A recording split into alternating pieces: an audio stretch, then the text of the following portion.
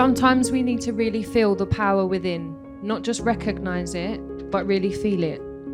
One's suffering isn't comprehended in the same way. We all face difficult times in different ways. But I choose happiness over rage. I choose happiness over anger. I choose my own happiness. And it's been challenging to get to that point where I feel like I'm able to do that, because so much has happened. And when so much injustice has happened to you, and you take it on as your own responsibility and it's your own fault, and you take all the blame for all of these things that everybody's telling you that you are, it's really difficult to overcome that, and it's really difficult to let go of the anger and the pain. And I never thought that I would be able to at one stage. I never thought that I would be able to just let go of how I felt, because I remember sitting in a courtroom when the judge said that my children would be adopted, and I wanted to jump across the table and throttle the social worker. And then the next time that I actually saw her, I went and gave her a hug. I'm Clarissa. I'm a parent activist, relational activist, everything activist, a social activist. But I'm not the type to go stand outside court with banners shouting about what's gone wrong in my life and what should have been right and stuff. But actually I use creative methods. And I think that you need to remember that we're all human. You all go home to your families. You all struggle sometimes. You know, I think it's just important to recognise that when you're working with families, or when you're thinking of applying for funding, or when you're starting a new project, that parents need to be involved from the beginning. I was never asked what my hopes and dreams were of being a parent. I had hopes and dreams, you know. Like I had all these, visions of, doing all these great things with my children, going abroad, doing all these, and I will never ever get to do any of those things, ever. Like, it's just not going to happen. When was I asked? When was I asked what my hopes and dreams are? Never. And that's what we need to pull back to care, to love, to act.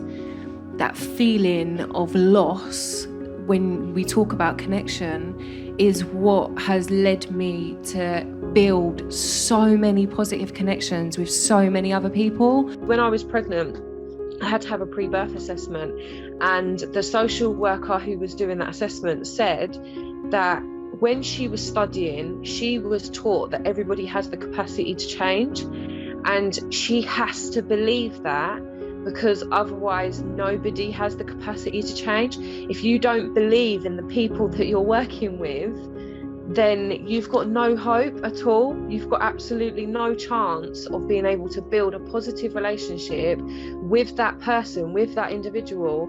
If you don't believe in them, that is the starting point to that person's level, regardless where they're at. They could be right in the middle of crisis point. Be below them, don't be on top of them, don't be over them, don't be towering down over these people, because it's scary.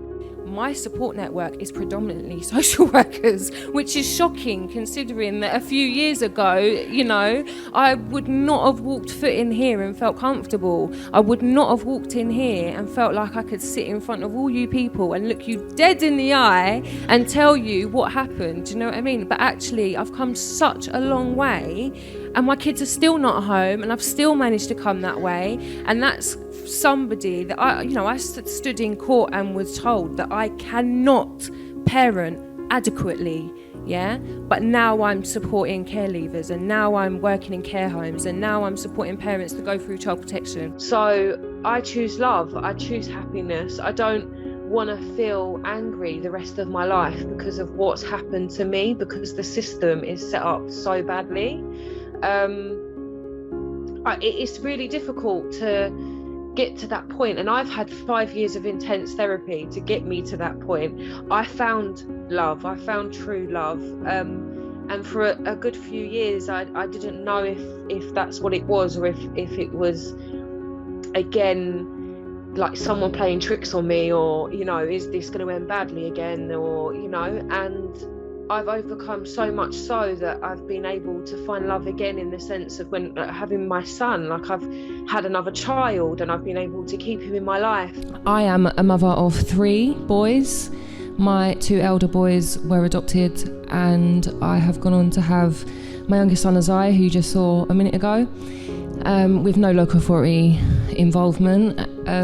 Obviously it took a long time, lots of therapy, lots of help, lots of support, and people like Tim and Becca just believing in me and giving me a platform to have my voice heard. But then also I've used that platform to bring all the other parents with me. I've had to travel the hardest, longest journey to get to where I am today.